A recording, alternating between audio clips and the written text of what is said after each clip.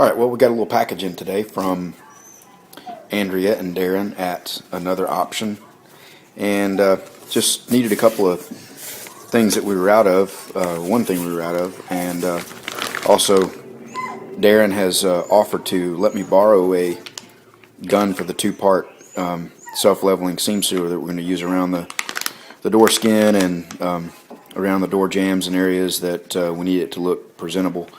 So you really can't beat this. You know, there's not another auto body supply place out there that you can buy the product and then the gun that costs as much as $100. You know, they loan that out to you. So I only need it one time and really hated to buy an expensive gun for that. So I'm going to be getting some primer from them pretty soon, probably in the next couple of weeks. And when I do that, I'll have them ship the gun with that, just to save double shipping. So got that, and got some Evercoat Quantum 1. I've showed you this before.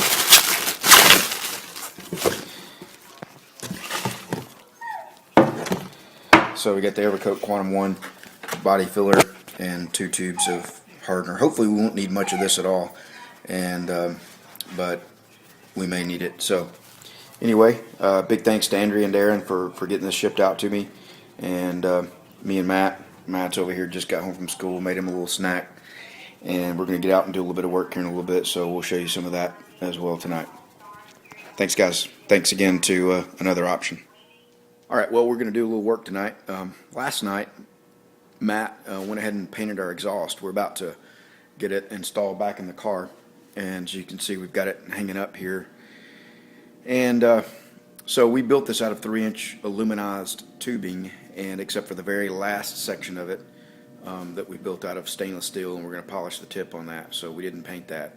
But the rest of it we painted, and we used this product, and you guys probably use that quite a bit. It's a high temp ceramic paint from VHT.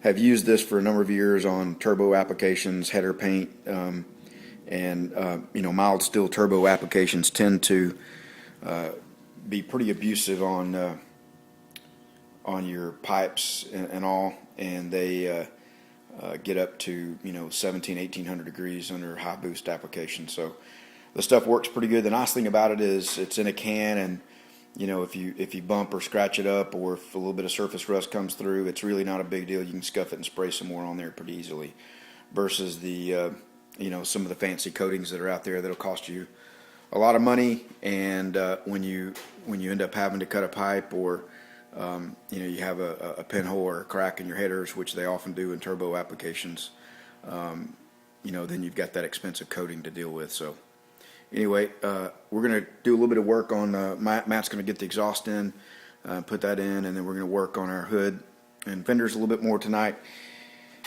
A lot of you guys last night on the video were real curious and surprised about the lower section not having a bolt in it from the factory on these, particularly Cecil chiming in, asking about that, stating that his 67 did have a bolt, and I honestly couldn't remember. I didn't look at it that closely.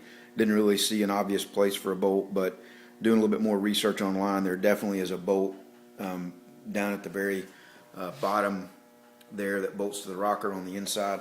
So we'll be investigating that more, and that really may solve most of our problem. It's not going to fit perfectly, but I think if we, as a few of you suggested, we're going to cheat this side over this way just a little bit, because it's lined up perfectly now, and probably has a little bit of room for adjustment going that way, and that will allow this side to fit better